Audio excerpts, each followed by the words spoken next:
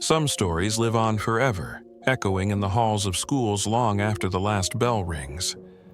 In Japan, one such tale sends shivers down the spines of students, generation after generation. Her name is Hanako-san, the ghostly figure said to haunt the third stall of the girls' restroom. But this is not just a schoolyard story. For those who dare summon her, the consequences can be terrifying.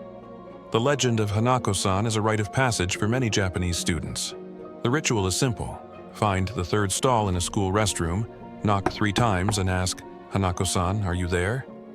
If you hear a voice whispering, "Yes, I'm here," you may have summoned her. But the real terror begins when you open the stall door. Hanako-san is said to appear as a young girl with bobbed hair, dressed in an old-school uniform. Her pale face is expressionless, her hollow eyes gazing at you with an unsettling mixture of sorrow and menace. What she does next depends on the version of the story you've heard, but none of the outcomes are good. Hanako-san's origins are mysterious, with several tragic versions attempting to explain why her spirit is bound to the restroom. Some say she was a student during World War II, hiding in the school bathroom during an air raid when a bomb hit the building. Her young life was cut short in a moment of terror, and her spirit never left. Others suggest she was a victim of bullying, spending her final moments in the restroom before taking her own life. Another, even darker tale claims that she was murdered in the bathroom by a stranger, and her ghost remains in search of justice, or revenge. While Hanako-san's tale is often dismissed as a myth, there are stories from schools across Japan that suggest something more sinister may be lurking. One such account comes from a middle school in Yamagata Prefecture. In the 1950s, students at this school began reporting strange occurrences in the girls' restroom. Several claimed they had heard soft knocking sounds when no one was around, while others insisted they saw a figure standing in the third stall late at night. One story tells of a girl who, on a dare from her classmates, knocked on the third stall and called for Hanako-san. When she heard the whispered response, she laughed it off until she opened the door and was met with the sight of a pale, ghostly figure staring back at her. The girl fainted on the spot and refused to speak of the incident for years. To this day, the school warns students not to invoke Hanako-san, fearing the spirit still haunts their halls. In 1995, there were also rumors at a Tokyo elementary school that the ghost of Hanako-san was haunting the restrooms. After multiple students reported seeing a shadowy figure, the school principal supposedly performed a ritual to calm the spirit, though details of the ritual remain a mystery. Interestingly, the sighting stopped after the ritual, but students remain fearful of the third stall to this day. Summoning Hanako-san is often portrayed as a simple test of courage, but legends warn of terrifying consequences. In one version of the story, if Hanako-san likes you, she may simply stare, leaving you frozen in fear. But if you displease her, she might pull you into the stall, where you disappear forever, vanishing into a dark, otherworldly abyss. Other versions suggest that Hanako-san may not act alone. Some stories describe a bloodthirsty creature known as the three-legged lizard, Sanbenzu Nokshiyi, that sometimes accompanies her. After summoning Hanako-san, this creature appears to drag victims into the depths of the toilet, never to be seen again. One chilling tale from a school in Kyoto describes a girl who, after summoning Hanako-san, was found the next day in the restroom, her body lifeless and pale, as though the life had been drained from her. While authorities dismissed the story, claiming she had passed out from a medical condition, students insist that Hanako-san took her. In some schools, the ritual is different. Students may be told to knock and count aloud before asking if Hanako-san is there. Others believe that Hanako-san only appears if you summon her at night or during a thunderstorm. But one thing remains consistent. Once you've called her, you may be forced to face whatever fate she has in store. In many cases, Hanako-san's ghost is believed to be tied to unfinished business. Perhaps it was the suddenness of her death, the isolation, or the tragic circumstances that keep her bound to the mortal world. Or maybe, like so many spirits, she simply doesn't know how to move on.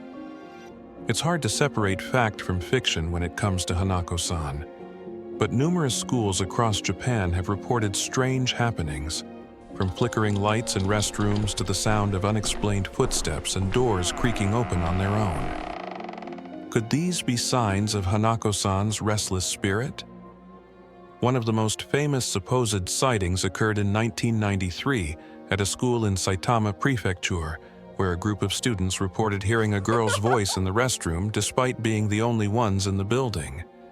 When they investigated, the third stall door was open and a handprint, smeared in dust, was left on the door.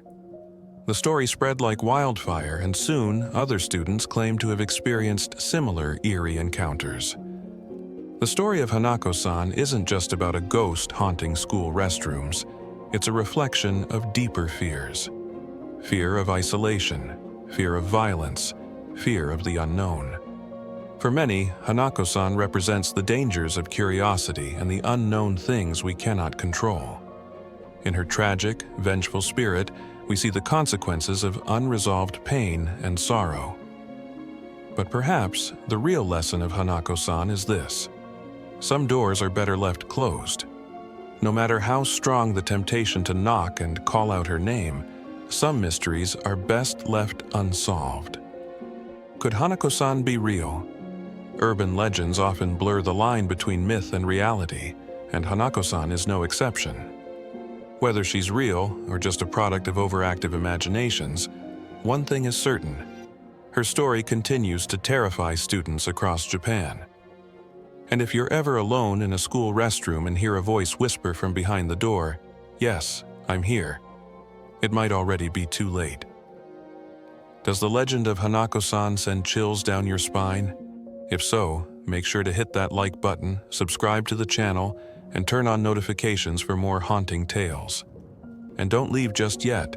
Another terrifying story is waiting for you right now on the screen. Until next time. But remember, beware the third stall.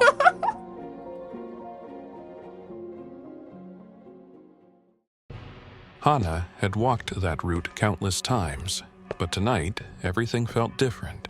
The sky was covered by dense clouds, hiding the moon, and the fog crawled across the streets like invisible fingers trying to touch whatever was there.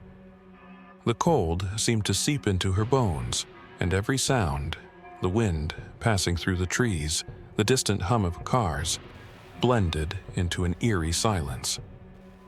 She pulled her coat tighter, feeling a sense of unease she couldn't explain. The streets were empty. Few lights were still on in the surrounding houses, and the shadows cast by the street lamps stretched out in uncomfortable shapes, distorting the familiar into something strange. Hana glanced at her watch. It was late, and she knew she shouldn't be walking alone on these streets. Since she was a child, she'd heard stories about the dangers lurking in Japanese cities at night. Legends of spirits haunting those who walked alone. But to Hana, they were just that. Stories. Nothing more. As she turned the corner onto an even narrower street, the feeling of being watched grew stronger.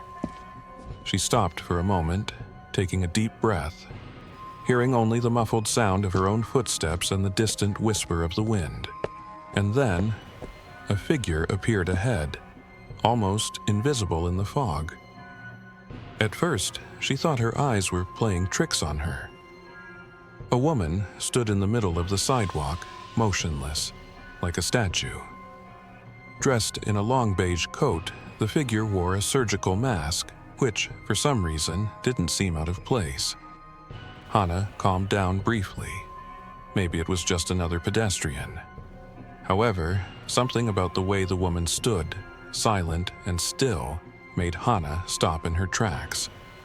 Then, the woman moved, walking slowly towards her, her footsteps barely audible.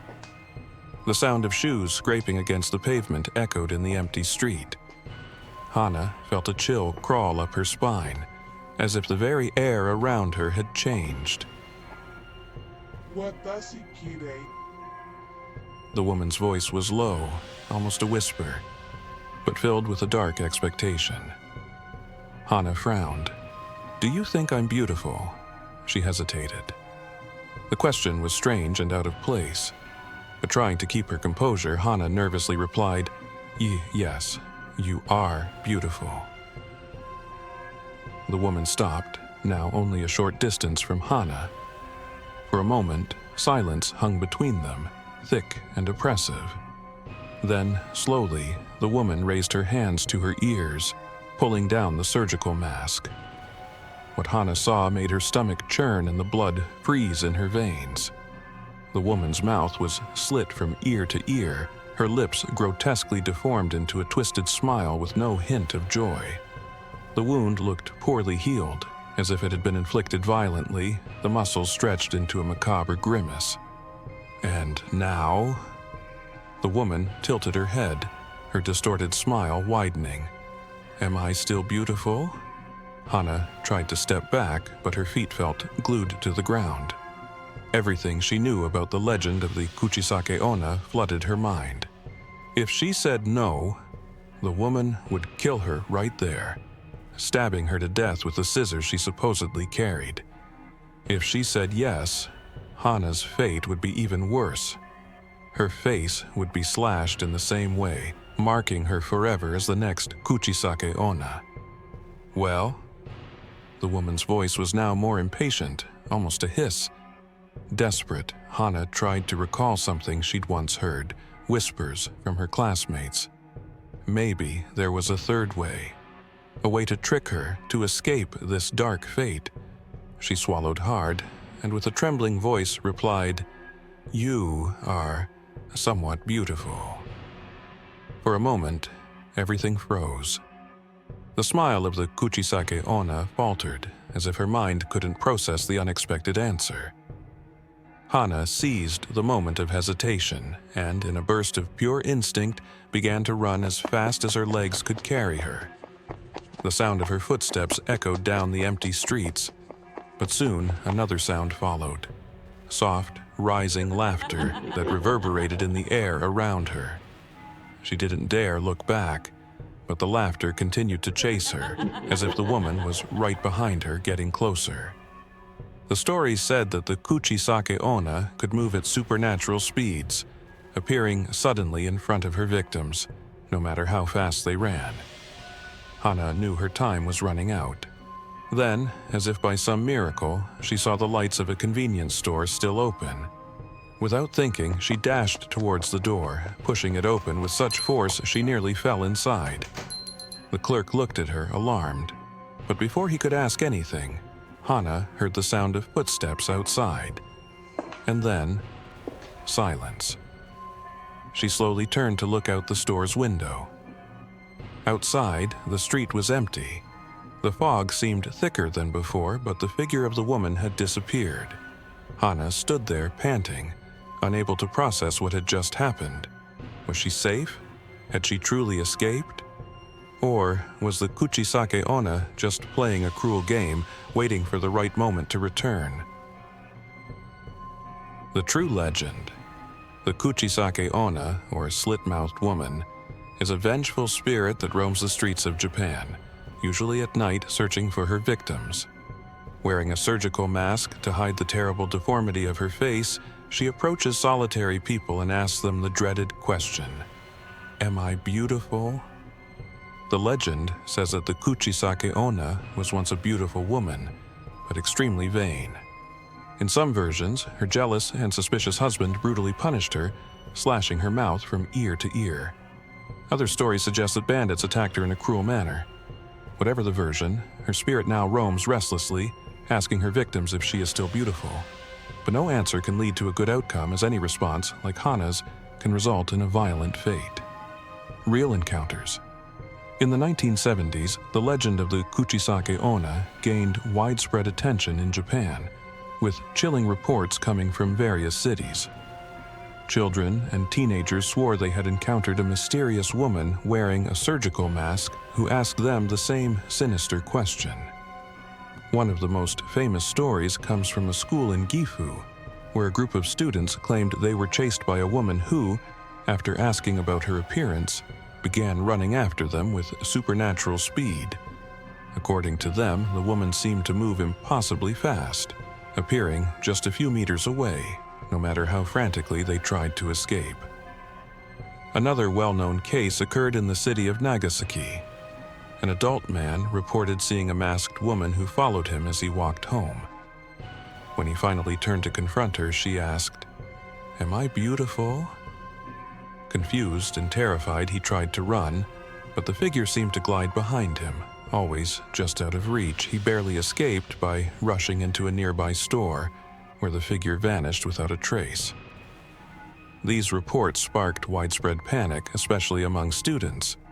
For months, children avoided walking home from school alone, and rumors circulated that even the police were patrolling the streets, searching for the mysterious masked woman. Though no concrete evidence of Kuchisake Onna's existence was ever found, the legend persists, haunting new generations. The legend of the Kuchisake Onna, along with these strange encounters, raises the question, are all these stories just a product of collective imagination, or is there something far darker lurking in the shadows? Whatever the truth, if you ever come across a masked woman asking you that fatal question, be very careful how you answer. After all, you never know what might happen. Next time you're walking home at night and see a woman wearing a surgical mask, think twice before answering her question. Is she beautiful? Your life may depend on your answer. If you enjoyed this spine-chilling tale and want to hear more terrifying legends like this, be sure to like this video, subscribe, and turn on notifications so you never miss a scare. And don't forget, there's another bone-chilling story waiting for you on the screen right now. See you in the next one, unless Kuchisake Onna finds you first.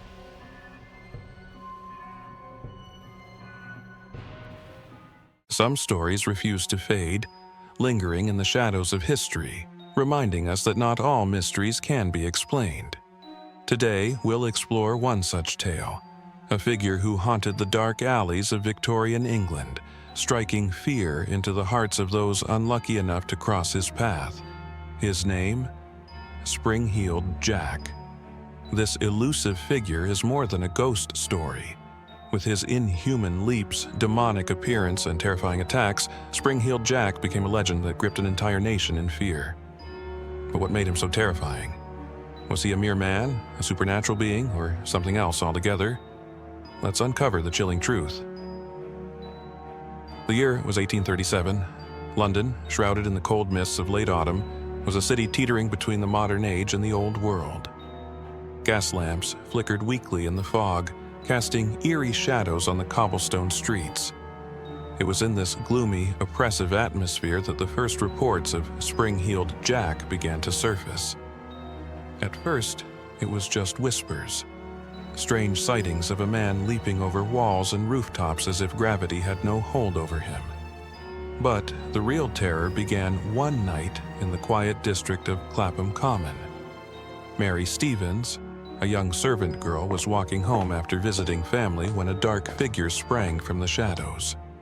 He grabbed her, his cold, clawed hands digging into her flesh, and his breath, hot and sulfuric, burned her face as he let out a sinister laugh. Before Mary could scream for help, the creature released her and, with a terrifying agility, disappeared into the night, leaping over high walls as if they were nothing. When the local authorities arrived, they found no trace of the attacker. But soon, the stories of Spring-Heeled Jack spread like wildfire. As more sightings occurred, the description of Spring-Heeled Jack grew increasingly bizarre. Witnesses described him as tall and thin, often wearing a tight-fitting dark cloak or a strange helmet. His eyes were said to glow an unnatural red, and some reports even claimed he could spit blue flames from his mouth. His face? Some said it was human, others swore it was the face of a demon, with pointed ears, a hooked nose, and a cruel, twisted smile. But it wasn't just his appearance that haunted those who encountered him. It was his ability to leap, unnaturally high and far, effortlessly clearing walls and buildings in a single bound. His victims said that he seemed almost mechanical, moving with jerky, unnatural motions, and yet was faster than any man could hope to be. By now, Spring-Heeled Jack wasn't just a strange figure in the night, he was a menace, a terror that struck without warning and disappeared just as quickly. Panic began to sweep through London, with people refusing to walk the streets alone after dark. And it wasn't long before the attacks escalated. Perhaps the most famous encounter with Spring-Heeled Jack took place in February of 1838, in a quiet neighborhood on the outskirts of London. 18-year-old Jane Alsop was at home with her family when there was a knock at the door. On the other side stood a man claiming to be a police officer. He told Jane that they had captured Spring-Heeled Jack down the road and needed a light. Eager to help, Jane fetched a candle and opened the door. But as she handed it to the man, he threw off his cloak, revealing a monstrous figure beneath. His eyes blazed with fire, and, in a flash, he spat blue and white flames from his mouth directly into Jane's face. Stunned, she screamed as he tore at her clothing with his sharp, metallic claws. Desperate, Jane managed to break free and run back into the house. Her sisters, alerted by her screams, rushed to her aid, but Spring-Heeled Jack had already vanished into the fog. Despite an extensive search by the police, no trace of him was found. Just days after the attack on Jane, another terrifying encounter occurred. This time, the victim was Lucy Scales, a young woman walking home with her sister through a dimly lit alley in Limehouse. Without warning, Spring-Heeled Jack leapt from the shadows, emitting a blinding burst of flames. Lucy collapsed in shock, but as her sister screamed for help, the figure leaped effortlessly over a high wall and disappeared into the night. Lucy's account only fueled the growing hysteria in London, with newspapers branding Spring-Heeled Jack as a demon in human form. Despite the efforts of local vigilantes, no one could catch him. He seemed to be everywhere and yet nowhere, his appearances unpredictable, his escapes impossible to believe. As the panic spread, theories about Spring-Heeled Jack's identity multiplied. Some believed he was a nobleman, using advanced mechanical devices to pull off his incredible feats. Others thought he was a demon or ghost, sent to punish the people of London for their sins. One name frequently suggested was that of the eccentric Marquis of Waterford, a notorious prankster with a history of violent behavior. Known as the Mad Marquis, Waterford was infamous for his dangerous jokes and love of chaos. Some claim that his wealth allowed him to create mechanical boots with springs that gave him his terrifying jumping ability. However, no proof was ever found to link the Marquis, or anyone else, to the attacks. And while the police investigated dozens of leads, Spring-Heeled Jack continued to evade capture. Over the years, the sightings spread beyond London, with reports of a similar figure appearing in Liverpool, Sheffield, and even as far as Scotland. One of the most well-documented sightings took place in Sheffield in 1877. A group of soldiers claimed they saw a figure scaling the walls of their barracks, effortlessly jumping from one rooftop to another. They described him as wearing a strange helmet and tight-fitting clothing, with glowing eyes. The soldiers fired at him, but the figure simply laughed and leapt away into the darkness. This event caused such a stir that it was reported in newspapers across the country, renewing fear that Spring-Heeled Jack had returned. By the early 1900s, sightings of Spring-Heeled Jack began to dwindle, though reports of similar figures continued to pop up sporadically. Some believe he was nothing more than a myth, an exaggeration of real-life pranksters and criminals who took advantage of the growing fear. Others maintain that Spring-Heeled Jack was something far more sinister, an entity that could never be truly explained or caught. His legend has inspired countless stories, plays, and even comic books, and he remains one of the most enduring mysteries of Victorian England. Even today, some claim to have seen him, leaping across rooftops on foggy nights, his eerie laughter echoing through the streets. Could Spring-Heeled Jack still be out there, waiting for the perfect moment to strike again? The legend of Spring-Heeled Jack is more than just a story. It's a symbol of the unknown, of fears that cannot be easily explained. Whether he was a man, a demon, or something else, his story reminds us that not all mysteries have answers. And sometimes the scariest things are the ones we can't understand. So, next time you hear a strange sound in the night or catch a glimpse of a shadow moving just a little too quickly, remember, Spring-Heeled Jack may still be out there, watching, waiting. If this story gave you chills, hit the like button, subscribe to the channel, and turn on notifications so you never miss another terrifying tale. And don't go just yet. There's another chilling story waiting for you right now on the screen. See you next time, if Spring-Heeled Jack doesn't get to you first.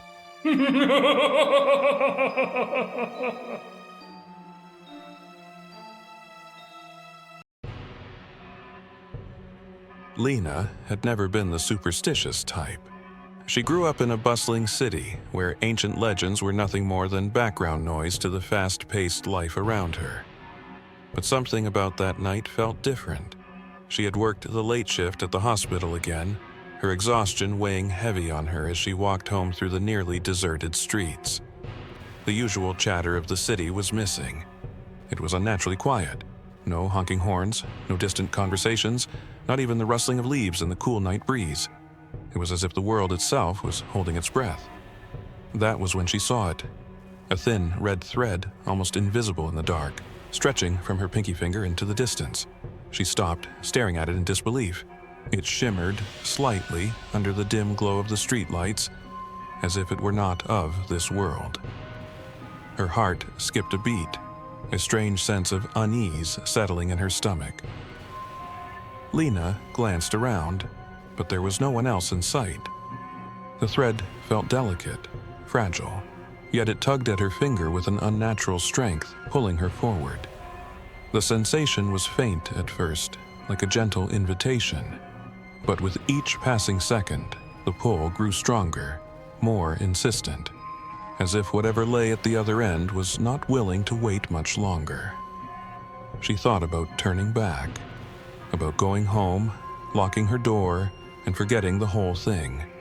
But something in the pit of her stomach told her that the thread would follow her, that it wasn't going to let her go that easily. So, with a deep breath, Lena decided to follow. As she walked, the red thread guided her down streets she had never ventured before. The fog thickened, swallowing the familiar city around her. The buildings grew older, more decrepit, their windows dark and empty like hollow eyes watching her. The streetlights flickered, casting long shadows that seemed to move of their own accord.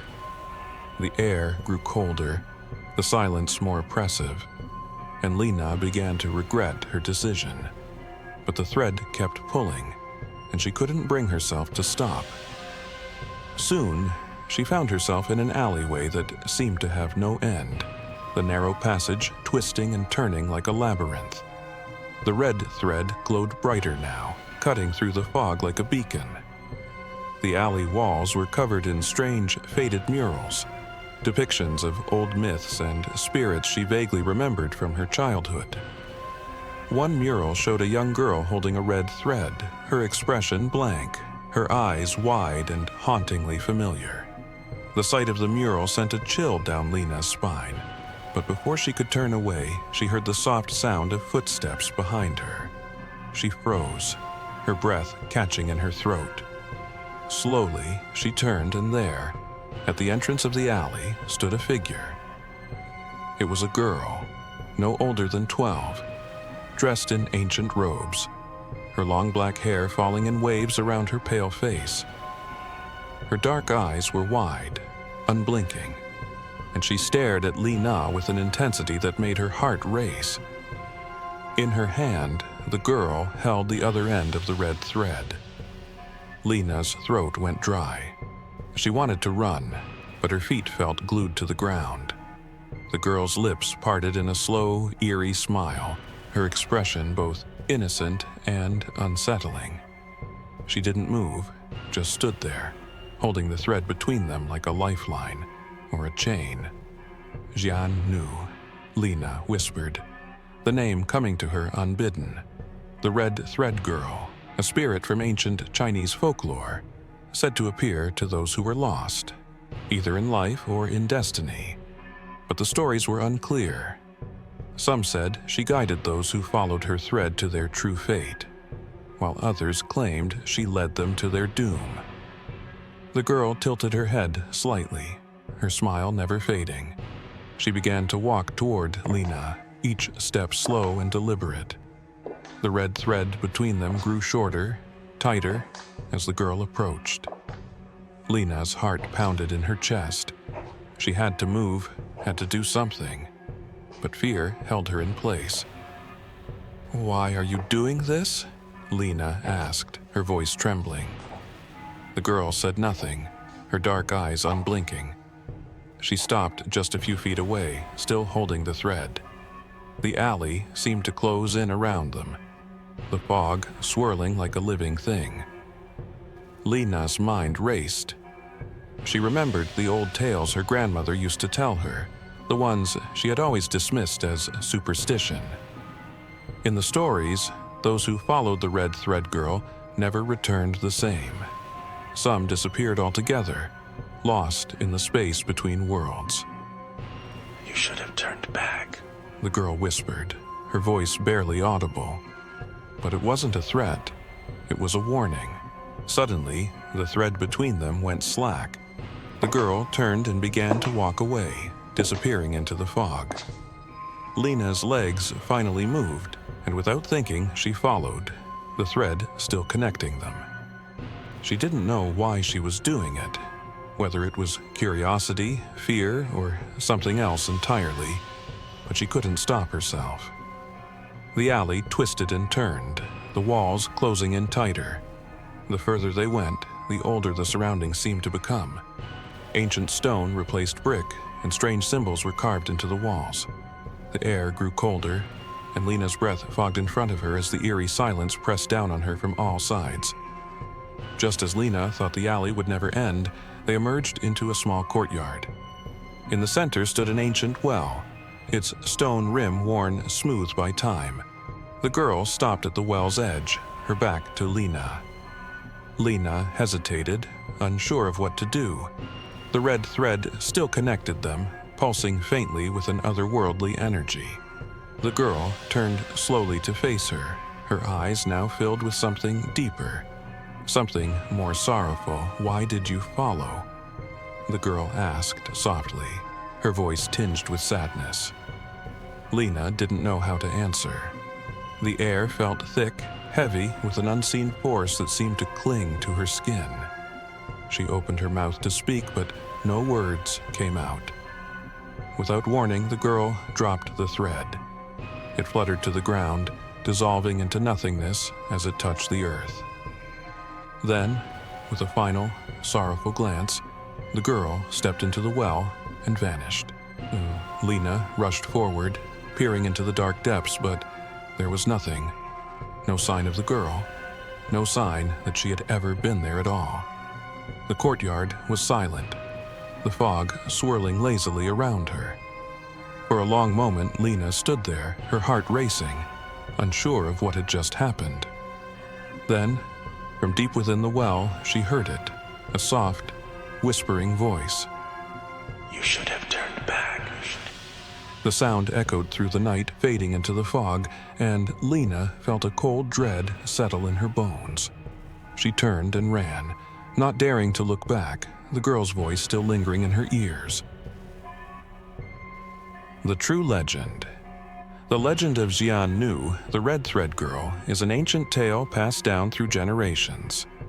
In Chinese mythology, the red thread symbolizes destiny, said to connect two people meant to meet, regardless of time or place. However, Jian Nu's story is one of mystery and fear. Unlike the romanticized version of the red thread, Jian Nu appears to those who are lost, offering them a path. But that path is not always one of hope. Some say the red thread girl is a guide, leading those who follow her to their true fate. Others believe she is a trickster spirit, trapping souls in a limbo between worlds, where they wander for eternity, never to find peace. Throughout China, whispers of the red thread girl have surfaced in eerie encounters. In 1983, a woman in the city of Chongqing reported seeing a red thread attached to her finger after waking from a strange dream. The thread led her to an abandoned part of the city, where she swore she saw a young girl disappear into an ancient well. The woman returned home, shaken, and claimed to hear whispers from the well in her dreams for weeks afterward. In 1997, a group of teenagers in a small village near Sichuan followed a mysterious red thread that appeared during a late-night walk. They said the thread led them to an old, forgotten temple deep in the woods, where they encountered a girl with vacant eyes who disappeared before their eyes. One of the boys later reported seeing the red thread tied to his finger every night in his dreams, but he refused to follow it again. Though the legend of Jian Nu is ancient, these recent encounters suggest that the red thread girl still walks among us, waiting for the next person to follow her thread and discover where it truly leads. Next time you see a red thread in the night, be careful where it leads. The red thread girl might not be guiding you to your fate, but to your doom. If you enjoyed this chilling tale and want to hear more eerie legends, be sure to like this video, subscribe, and turn on notifications so you never miss a scare. And don't forget, there's another story waiting for you on the screen right now. See you in the next one, unless Jian Nu finds you first.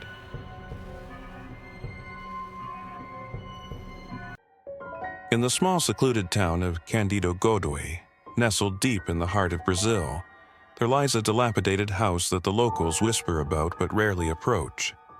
Surrounded by dense vegetation and shrouded in an almost palpable fog, the house stands as a ghostly silhouette against the twilight sky. Those who pass by can feel a chill creeping up their spines, as if the very air around the house is thick with unspoken fears. The legend of this haunted house dates back to the 1960s when the Pereira family moved into the estate. At first, they seemed like a typical family, eager to settle down in their new home. But as the days turned into weeks, strange occurrences began to unfold. Unexplained sounds echoed through the halls at night. Soft whispers, the sound of footsteps, and the occasional chilling laugh that sent shivers down their spines, like someone trying to jump scare them from behind a door. Maria, the youngest daughter, was especially sensitive to the house's eerie atmosphere. She often spoke of an unseen friend, a girl who played with her in the garden. Her parents dismissed her imaginary friend as a product of childhood fantasy. "Don't worry, sweetie, it's probably just your imagination." They'd chuckle, unaware that the real scare was still coming. However, Maria's vivid descriptions of the girl began to worry them. "She wears a white dress and has a long black hair," Maria would say with an innocent smile, "and she's always sad." As time passed, the family began to suffer from nightmares and unexplained illnesses. The mother, desperate to understand what was happening, sought the advice of the town's elder, a woman known for her connection to the spiritual world. The elder listened carefully to Maria's tales and, with a grave expression, warned the family. "You must leave this place," she said. "It is cursed. The spirit of a girl who died here seeks to take another child." Ignoring the elder's warning, the family chose to stay. After all, they figured a little ghost couldn't hurt them, right? That decision would cost them dearly. One fateful night, as a storm raged outside, the family heard a blood-curdling scream emanating from Maria's room. They rushed to find the girl sitting upright in her bed, eyes wide with terror. "She's coming for me," Maria screamed, pointing to the corner of the room where shadows danced ominously. "Of course she is. We should have left last week," her father joked nervously, trying to lighten the mood, but his humor was lost in the chilling atmosphere. Panic set in as they fled the room, but when they returned, Maria had vanished. In the days that followed, frantic searches yielded nothing, and the family was eventually forced to abandon the house. Left behind, the house fell into further disrepair, its windows boarded up and its doors locked tight, as if trying to keep the horrors inside. Years went by, but the legend of the haunted house only grew. Locals began to share stories of shadowy figures seen moving through the broken windows and eerie laughter echoing through the trees at night. Those brave enough to approach the house at dusk spoke of a strange mist enveloping the property and of a girl in a white dress who beckoned them to come closer. "Is it just me, or does she look like she's trying to sell cookies?" a daring teenager joked one evening, only to be met with uneasy silence from the group. One evening, a group of adventurous teens, eager to uncover the truth, decided to explore the infamous house. Armed with flashlights and a sense of bravado, mixed with a healthy dose of teenage recklessness, they made their way to the front door. As they stepped inside, the air grew cold, and a heavy silence enveloped them. The smell of decay lingered, mixed with something sweet yet unsettling, like a grandma's cookies gone horribly wrong. As they moved from room to room, their flashlights flickered, and the temperature dropped even further. "Is it just me, or do we all feel like we just entered a horror movie?" whispered Sophia, her voice barely above a breath. In the main hall, they found Maria's old toys scattered across the floor, untouched by time yet covered in dust. It was as if she had left them behind in a hurry, desperate to escape whatever had haunted her.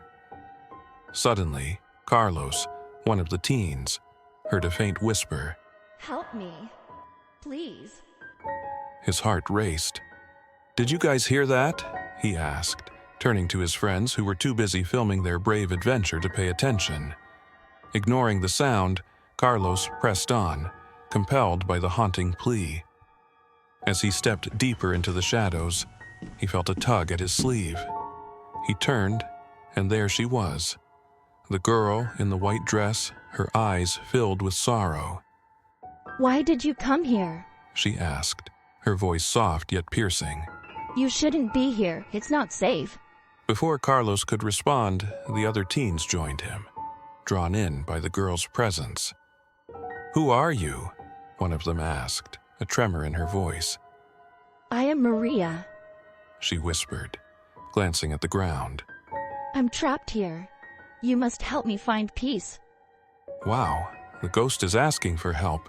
How original," one of the boys quipped nervously, but his bravado fell flat in the presence of Maria's sadness. The teens exchanged glances, realizing they were no longer in control of the situation. A sudden rush of wind swept through the room, extinguishing their flashlights and plunging them into darkness. The walls seemed to close in, and they heard the laughter of unseen children echoing around them, growing louder and more sinister. "Okay, now I definitely feel like I'm in a horror movie," someone exclaimed. "Leave now." Maria's voice rose above the chaos, filled with urgency. "You mustn't stay. It wants you." Panic set in as the teens fumbled for the door, but the house itself seemed to shift, walls twisting to keep them inside. Just as despair began to settle in, the door swung open, as if the house was granting them a fleeting chance at escape. They bolted out into the night, gasping for breath, the chilling laughter of the spirits still ringing in their ears. Once outside, they looked back at the house, which now stood silent and foreboding, as if nothing had happened. "What was that?" Carlos panted, glancing at his friends. "Did we just see a ghost?" They nodded, fear etched on their faces. "I thought it was just a prank," said one girl, her voice trembling. The legend of Maria and the haunted house of Candido Godoy would continue, but now they knew the truth. It was a warning, a haunting reminder that some places are best left undisturbed. The group dispersed, forever marked by their encounter, and as they walked away, they heard a soft whisper behind them. Thank you. And as the moon hung low in the sky, casting a ghostly light on the old house, the whispers of lost souls echoed in the night, forever seeking freedom, forever guiding the unwary to their fate, but to their doom. If you enjoyed this chilling tale and want to hear more eerie legends, be sure to like this video, subscribe, and turn on notifications so you never miss a scare. And don't forget, there's another story waiting for you on the screen right now. See you in the next one. Unless Maria finds you first. The night was eerily silent as Lucas waited at the bus stop. He had just left a party, and the streets were deserted, illuminated only by the dim glow of the streetlights. A cold breeze cut through the air like blades, making him wish the bus would arrive soon. He glanced at his watch, which read midnight. I should have called a taxi, he thought, but it was too late now. He shuffled his feet to keep warm, listening to the faint rustle of leaves in the wind. The night felt heavy, almost as if it were holding its breath, waiting for something to happen. Lucas peered into the shadows, half expecting to see someone lurking there, but only darkness greeted him. As he turned to check the street behind him, a chill crawled up his spine and he couldn't shake the feeling of being watched. Suddenly, he heard the distant rumble of an engine. Lucas turned toward the road just in time to see an old bus appear, its lights flickering erratically. Strangely, there was no indication of which line it belonged to, but he was too tired to care. The bus screeched to a halt in front of him, the doors creaking open with an ominous groan.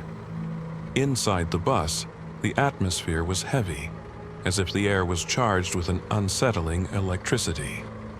The driver, a weary-looking man with deep-set eyes, glanced at Lucas through the rearview mirror but said nothing.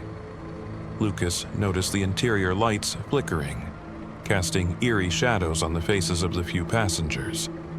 They sat in silence, each lost in their own thoughts, with vacant stares and pale faces that seemed to merge into the shadows. Taking a seat near the window, Lucas looked out at the landscape as they pulled away. The city that had once been alive now seemed to fade into darkness, leaving only the distant outlines of buildings and trees. He felt a sense of unease creeping in, as if the world outside had vanished, and he was the last person left.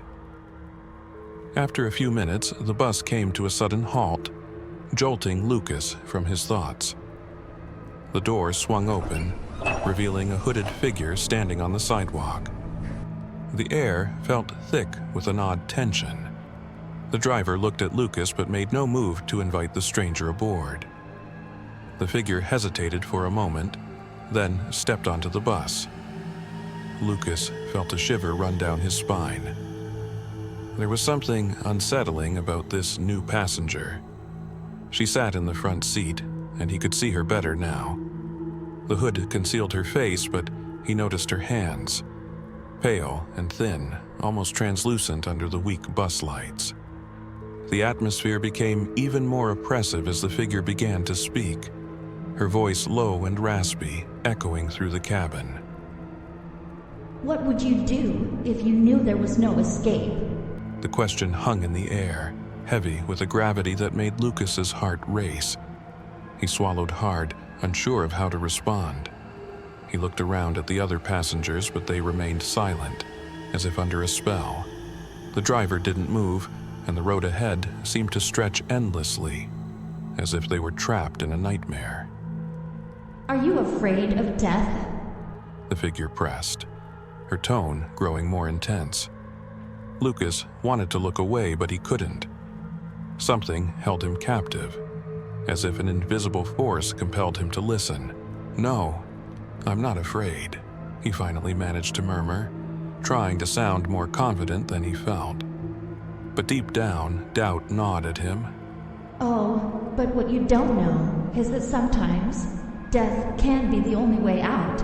She whispered, and the air turned frigid.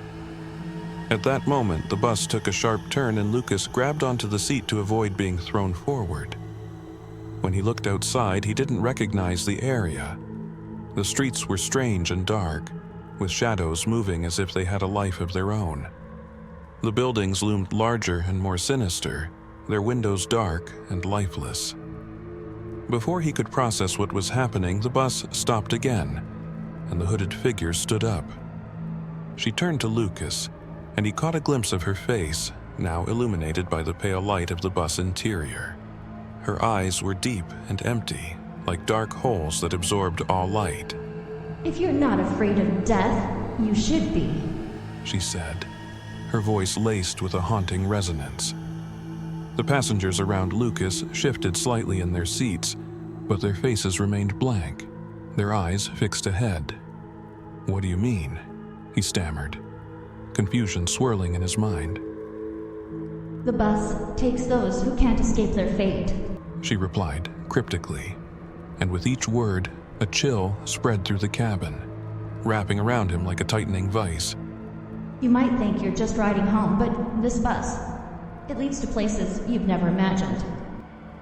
His heart raced as he felt a primal fear clawing at him. He couldn't shake the feeling that something dark and sinister was unfolding. The bus began to move again, the lights flickering more violently, casting strange shadows that danced along the walls like ghosts. "What happens to us?" he asked, barely above a whisper.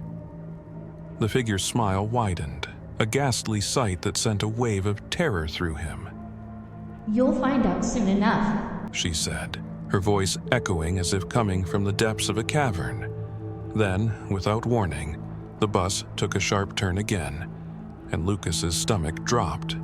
The scenery outside transformed into an endless void, a swirling abyss that threatened to swallow them whole. Panic surged within him, and he grabbed the edge of his seat, desperately trying to comprehend the impossible. Suddenly, the bus stopped, and Lucas felt a surge of desperation. He had to escape. He glanced around, realizing the other passengers were now staring at him, their eyes hollow, void of any emotion. He sprang to his feet, rushing toward the door, but the hooded figure blocked his path. Where do you think you're going? She taunted, her voice chilling him to the bone. "I need to get out," he shouted, pushing past her.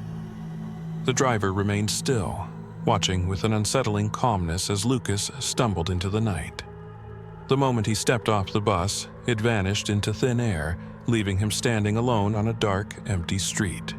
Panic washed over him as he turned to look back, but there was no sign of the bus or the hooded figure.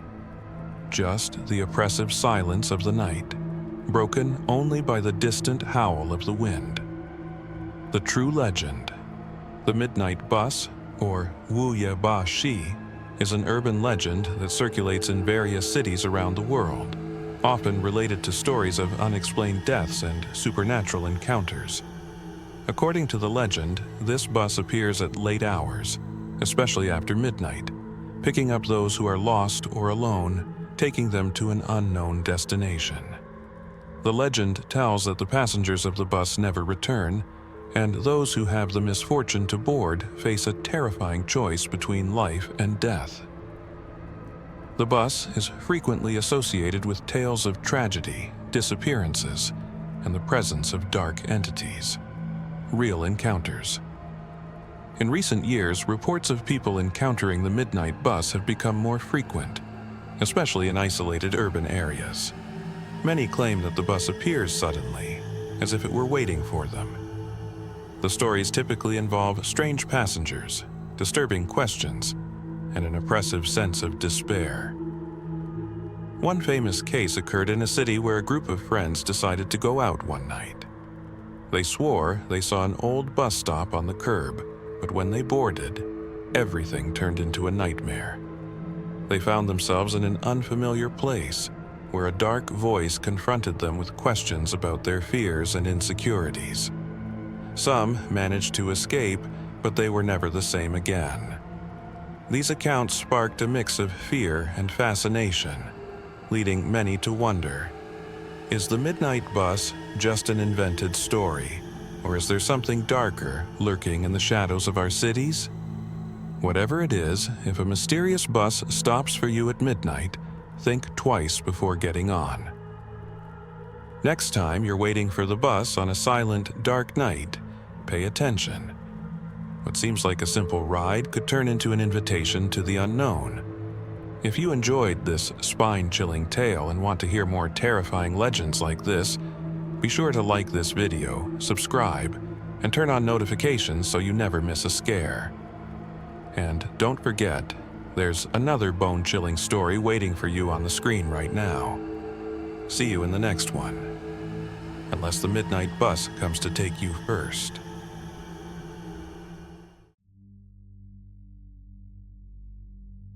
Some legends crawl under your skin, leaving you with an unsettling feeling, a sense that something dark is lurking just beyond the veil of reality. Today, we dive into a story that has haunted the Venezuelan plains for generations. The tale of El Silbón, or the Whistler, a cursed soul whose chilling whistle announces death, tragedy, and despair. But before we begin, let me warn you. The next time you hear a whistle in the distance, be cautious. Because the Whistler may be closer than you think. The legend of El Silbón begins long ago, in a time when the Venezuelan plains were vast, isolated, and eerily quiet. Life was hard, and respect for one's family was everything. But one young man from a small remote farm would soon defy these traditions in a way so horrifying that it would forever tie his soul to the land. This young man, whose real name has been lost to time, was once known for his arrogance, his selfishness, and his violent temper. He was the kind of son who demanded everything, never satisfied, and one day, his demands would lead to the unspeakable. The story goes that on one fateful evening, he asked his father to hunt down game for their evening meal. It wasn't a request, but an order. His father, who had grown weary of his son's temper, went out into the wilderness. Hours passed, and the sun began to set, but the father returned empty-handed. Exhausted, he told his son that he had found nothing. That was when the horror began. In a rage unlike anything anyone had ever seen, the young man snapped. He screamed at his father, accusing him of incompetence and failure.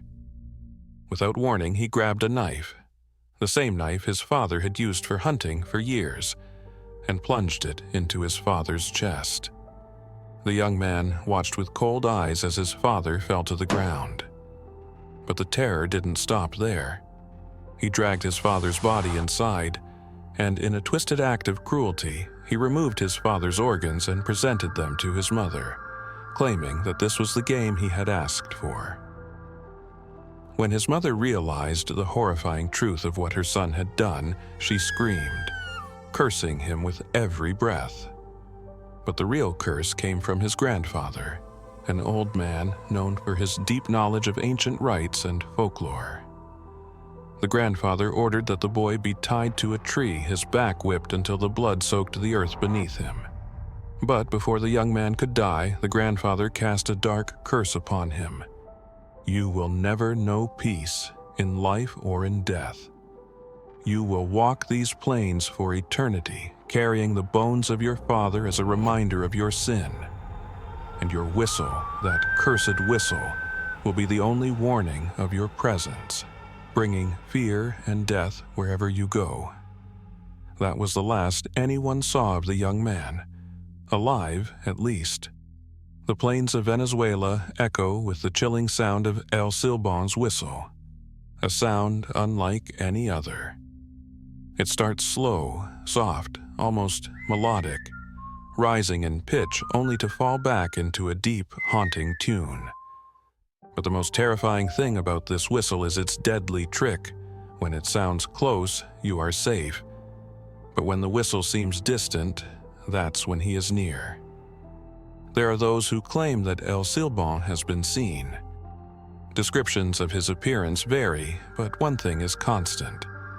His tall, skeletal figure draped in old, tattered clothing, and the heavy sack he carries over his shoulder. This sack, they say, is filled with the bones of his father, and perhaps the bones of others who have crossed his path. The Whistler is a spirit of vengeance, but his anger is not directed at just anyone. It is said that he seeks out men who dishonor their families, much like he did. Drunkards, adulterers, and violent men are often his targets. There are countless stories of men found dead, their bodies twisted in fear, their bones crushed as though trampled by something inhuman. The legend of El Silbón has endured through centuries, but with each retelling, new mysteries emerge. Some believe that his whistle carries more than just a warning. There are those who say that if you listen closely, hidden within the whistle is the sound of bones rattling in his sack. Others claim that on particularly dark nights, you can hear faint whispers before the whistle begins, as though El Silbón is calling out to his victims. There are even more sinister rumors, whispered among the locals. Some say that the Whistler's curse can be passed on. If you encounter him, and somehow survive, the curse of the endless whistle may follow you, driving you mad with the constant sound until one day you too are consumed by it. But what remains consistent throughout the legend is the bone-chilling fear that accompanies El Silbón. Whether he is a ghost, a demon, or something else entirely, his presence is a sure sign that death is near. Not everyone who hears El Silbón survives to tell the tale, but those who do describe an experience so terrifying that it haunts them for the rest of their lives. One man, a local farmer named Ramon, had always been a skeptic. He had heard the stories of El Silbón since he was a child, but dismissed them as old wives' tales. One night, after drinking heavily at the local tavern, he began his walk home through the fields. As he walked, he heard a whistle. At first, it was faint, far in the distance. Ramon laughed it off, assuming it was just the wind. But as he continued walking, the whistle grew louder. Then, suddenly, it seemed to disappear altogether. That's when Ramon felt it, a cold breath on the back of his neck. He turned, but there was nothing there. Just the darkness. The next thing he remembered was waking up in his bed, his body drenched in sweat, and his throat raw from screaming. He never walked the fields alone again. But is El Silbón real? Some say he's just a story, meant to keep people in line, a cautionary tale about the consequences of disrespecting one's family. But others know better. They know that the whistle still echoes through the night, a sound that sends chills down the spine of anyone unlucky enough to hear it. So, the next time you find yourself alone in the dark and you hear a distant whistle, remember this: the whistler could be near, and if the sound is far, you may already be in danger. Did this terrifying tale send shivers down your spine? Make sure to like this video, subscribe to the channel, and click the notification bell so you don't miss any more bone-chilling legends like this one. And don't go just yet. There's another haunting story waiting for you on the screen right now. Until next time, and beware of the whistle.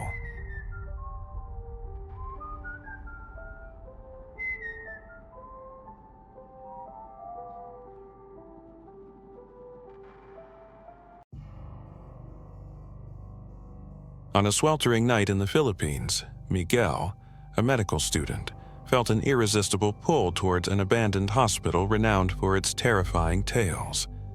Stories of a wandering nun searching for redemption haunted the air, thick with tension and mystery. Intrigued and perhaps a bit reckless, Miguel decided to investigate. Armed with his cell phone to document everything and a heart racing with adrenaline, he stepped into the crumbling building, oblivious to the dangers lurking within. Rules to follow. 1. If you hear footsteps behind you, don't look. 2. Upon entering the chapel, never touch the candles. They may light up on their own. 3. Do not speak the nun's name. She doesn't like to be called. 4. If you feel a sudden chill, flee immediately. 5. Never stay after midnight, something may follow you. As he crossed the threshold, a shiver ran down Miguel's spine. He dismissed it with a nervous laugh, thinking the rules were just urban myths designed to scare the unwary. The corridor ahead was cloaked in shadows, with broken windows letting in the moonlight that danced on the walls, casting eerie shapes. He began recording his experience, chuckling nervously as he spoke about the legends. But deep inside, a knot of fear tightened. As Miguel explored deeper, the atmosphere began to shift. The air grew heavy, and strange sounds echoed through the hallways, like whispers that seemed to call his name. He recalled the third rule, but brushed it aside. What nonsense, he thought, trying to shake off the growing sense of dread. The walls seemed to close in on him, and every creak of the floorboards sent his heart racing. When he finally reached the chapel, an overwhelming sense of dread enveloped him. The air thickened, and a cold breeze swept down the hallway, sending a shiver down his spine. He remembered Rule 4 about the sudden chill, but it was too late. Suddenly, a blood-curdling scream sliced through the silence, echoing from inside the chapel. Miguel's heart raced, curiosity battling against instinctual fear. He pushed open the chapel door, and inside, the candles were arranged in a neat row on an altar, but there was no sign of wind or any logical explanation. To his shock, the candles began to glow with a sinister light, flickering as if an unseen hand was guiding them. Trying to step back, he felt an unseen force grip him. A hooded figure emerged from the shadows, its presence palpable. It was a nun, her face concealed beneath a veil, but her eyes shone like burning coals. Did you call me? She whispered in a voice that sent chills through his entire being. Paralyzed by terror, Miguel remembered Rule 3. I didn't call you, he stammered. But the nun seemed unfazed. A cold dread swept through him, and in that moment, panic took over. He spun around and ran, the echo of the nun's footsteps pursuing him like a relentless shadow. He sprinted through the dark corridors, each beat of his heart echoing in the oppressive silence. As he ran, flashes of the rules he had ignored raced through his mind. Rule 1, don't look back. But curiosity proved stronger than fear. When he turned, the nun was mere feet behind him, her expression an unsettling mix of sorrow and anger. Frantically searching for safety, Miguel spotted a half-open door and rushed inside an examination room. The sight was chilling, rusty equipment scattered about and dust coating everything. It was here he stumbled upon a dusty diary lying on a table. Flipping through the yellowed pages, he discovered that the nun, named Sister Beatrice, had been a nurse who tragically died in the hospital. The diary recounted her heartbreaking tale. She had failed to save a child during a critical moment and, in her despair, made a pact to protect innocent souls. But the pact came with a heavy price. It condemned her to wander the halls of the hospital, forever seeking forgiveness. Miguel's heart raced as he realized he could easily become another lost spirit trapped within these walls. Suddenly, the door slammed shut behind him, and the temperature in the room plummeted. The nun appeared once more, her form more defined, now closer than ever. Fear nearly overwhelmed Miguel, but in that moment of terror, an impulse surged within him, compelling him to speak. Sister Beatrice, I am not your enemy. I want to help. Her gaze shifted, the flames in her eyes flickering momentarily. Help me find the child, she implored, her voice heavy with grief. Only then can I rest. Miguel, still shaking, made a decision. Fear would not stop him from trying to help. Where is she? He asked, determination rising within him. The nun pointed toward a room at the end of the corridor, a chamber from which soft echoes of children's laughter seemed to emanate. With Sister Beatrice following closely, Miguel entered and found an old, worn-out doll tucked in a corner, its features faded, yet strangely comforting. As soon as he picked it up, a warm, golden light enveloped the room, and for a brief moment the oppressive atmosphere lifted. The nun smiled, tears shimmering in her eyes. Thank you, she whispered, her form beginning to dissolve into the light. Miguel stumbled out of the hospital, his heart pounding but filled with a sense of relief, knowing he had helped a lost soul find peace. However, as he stepped into the cool night air, he glanced back at the building. The doll in his hands began to vibrate gently, sending another shiver down his spine. He paused, a new sense of foreboding washing over him. As he walked away from the haunted hospital, he reflected on the rules he had ignored, realizing the weight of his choices. The silence around him felt thick, and suddenly he recalled one last warning echoing in his mind. The next time you venture into a forgotten place, remember, some souls never rest. They may guide you to your fate, but also to your doom. If you enjoyed this chilling tale and want to hear more eerie legends, be sure to like this video, subscribe, and turn on notifications so you never miss a scare. And don't forget, there's another story waiting for you on the screen right now. See you in the next one, unless the nun and the doll come to fetch you first. It was the 16th century, a time when fear and superstition ruled people's hearts. In the remote and quiet village of Vaisalahti, Finland, the air always seemed heavy with something more than just the cold typical of the region. There, among the dense woods and cultivated fields, lived a mysterious figure, isolated from the rest of the village, Kirsty, a woman whose knowledge of medicinal plants made her indispensable, but whose presence stirred suspicion and fear. But before we dive in, let's take a step back, because this story needs to be told from the beginning, and I promise, by the end, you'll think twice before calling anyone a witch. Kirsty was a healer, known for helping those suffering from diseases and wounds that no doctor could cure. People sought her out in secret, hoping her herbal remedies, gathered from the depths of the forest, would heal their loved ones. For a long time, Kirsty was tolerated, although always looked upon with distrust. After all, her remedies worked. But there was something unsettling about her. It was as if she could see beyond the visible, knowing secrets no one dared to share. Everything changed on a freezing winter night when a stranger arrived in the village. Snow covered the ground, and the wind cut like blades. The daughter of one of the most powerful men in the village suddenly fell ill. Neither doctors nor priests could save her, and in desperation he did something he never thought he would. He called for Kirsty.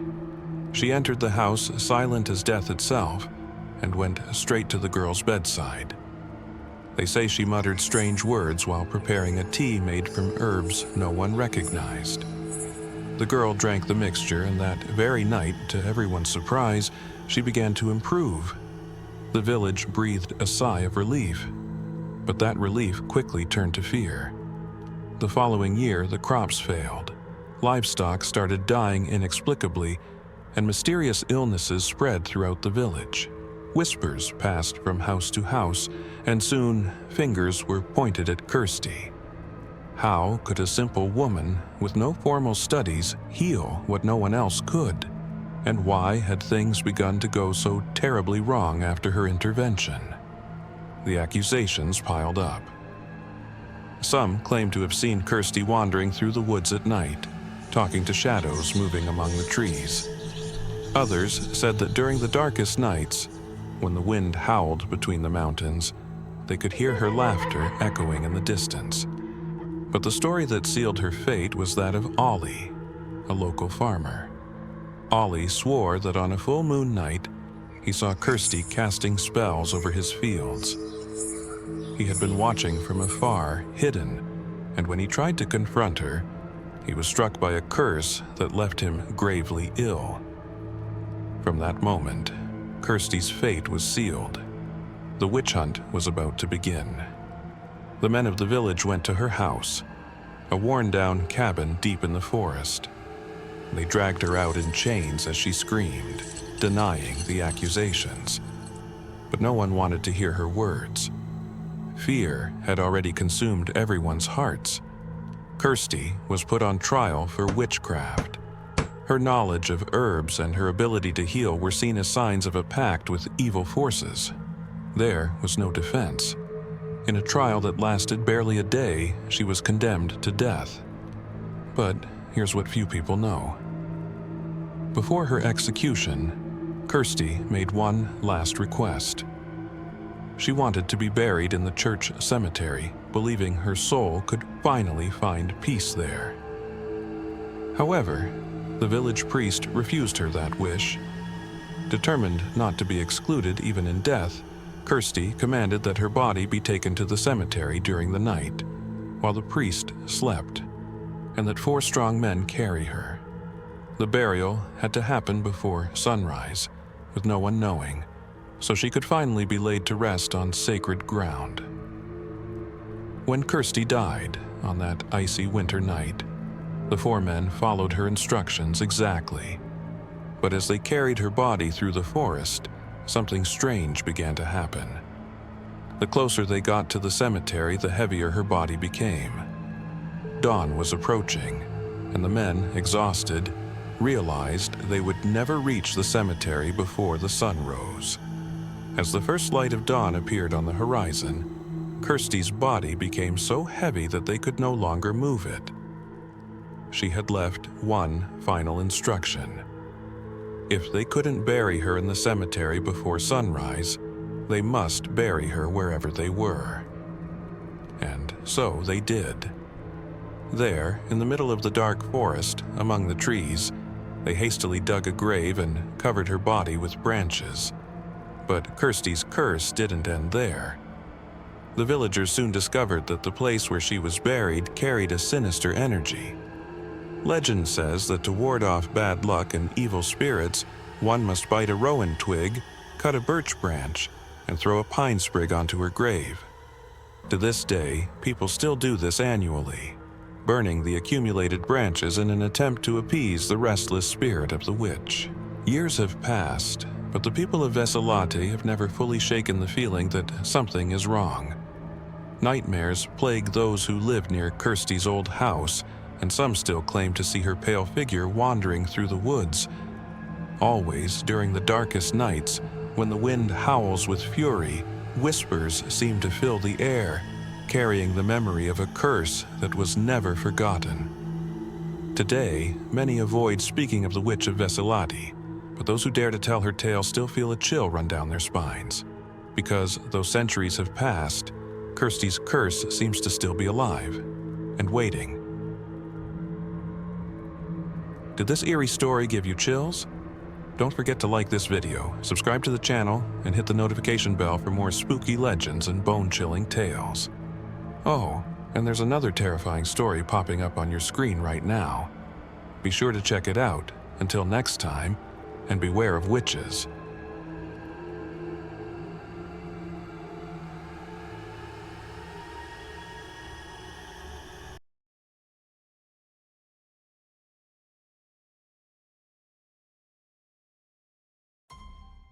There are urban legends that you hear once and never forget.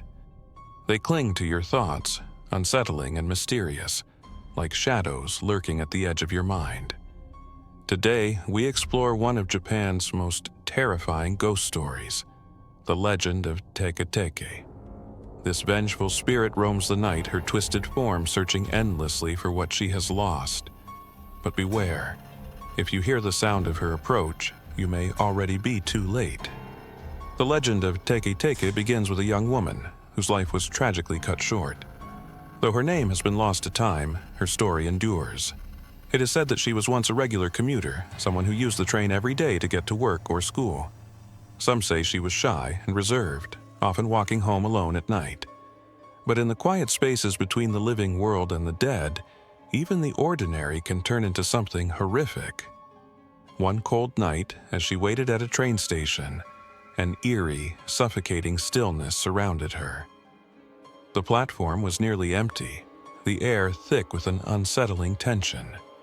As the train approached, she slipped, and in a moment of sheer terror found herself on the tracks. The sound of the train roaring down the line echoed in the station, a deafening noise. But what followed was worse. Her life changed in a split second, and the young woman was transformed into something neither fully living nor dead. While many assume spirits find peace in the afterlife, Teke became consumed by anger, bitterness, and sorrow. She never accepted her fate and couldn't move on, and so her spirit became tied to the physical world, cursed to wander for eternity in search of something she could never retrieve. It's said that the tragedy was so traumatic that her soul was ripped in two, just like her body. Her upper half, unable to move like before, began crawling through the streets of Japan, her hands and elbows making a distinctive sound that would become the signal of her approach. Teke teke, teke teke. This eerie sound haunts the dark corners of Japan's urban environments, particularly around old train stations and forgotten pathways. The faint, rhythmic scrape of something unnatural moving across the ground is the only warning of her presence. Legends warn of her terrifying speed. Though she drags herself across the ground, Teke Teke is unnervingly fast, faster than a human could ever run. Her movements are unnatural, a series of jerking, almost mechanical motions that close the distance between her and her victims in seconds. But it's not just her appearance that strikes fear into those who hear her story. According to witnesses, though few survived to tell the tale, Teke Teke asks a haunting question to those unlucky enough to encounter her. Where are my legs? Imagine walking alone at night, the cold breeze sending shivers down your spine. You hear the faint sound of Teke Teke in the distance, but you brush it off as nothing more than the wind. The sound gets louder, closer, until you feel a presence behind you. You turn, and there she is. Her face is pale, ghostly, her expression twisted into a look of rage and sorrow. And then she speaks, her voice an eerie whisper, "Where are my legs?" No matter how you answer, truth or lie, her fate is already sealed, and so is yours. But who was she? Why did she become this vengeful spirit, doomed to crawl the earth in search of something she'll never recover? Some versions of the legend suggest that she was pushed onto the tracks that fateful night. Perhaps it was a cruel act of jealousy or spite, a terrible crime that went unpunished. Others believe it was a tragic accident, a momentary loss of balance on a rainy night that cost her everything. No one can agree on how she ended up on the tracks, but all versions agree on one thing: her spirit could not rest.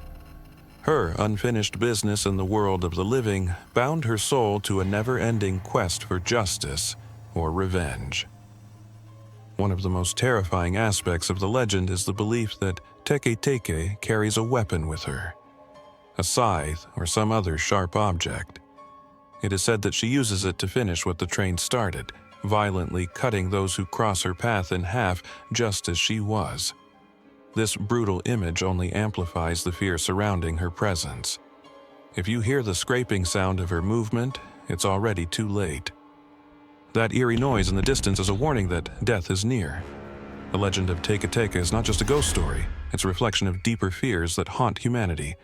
Fear of isolation, fear of betrayal, fear of untimely death. In her endless search for her legs, Teke Teke embodies the torment of a spirit trapped between worlds, unable to rest, forever longing for what was stolen from her. But more than that, her story teaches a chilling lesson. No matter how fast you run, you cannot escape the past. The mistakes, the tragedies, and the pain we leave behind may one day come back for us, just as Teke Teke does. Could Teke Teke be real? In Japan, the legend is more than a mere campfire story. Some people claim to have seen her late at night, near old train stations or deserted roads. The eerie sound of her dragging body and the whispered question, "Where are my legs?" sends shivers down the spines of those who have encountered her. Whether Teke is real or not, one thing is certain. The fear she inspires is very real.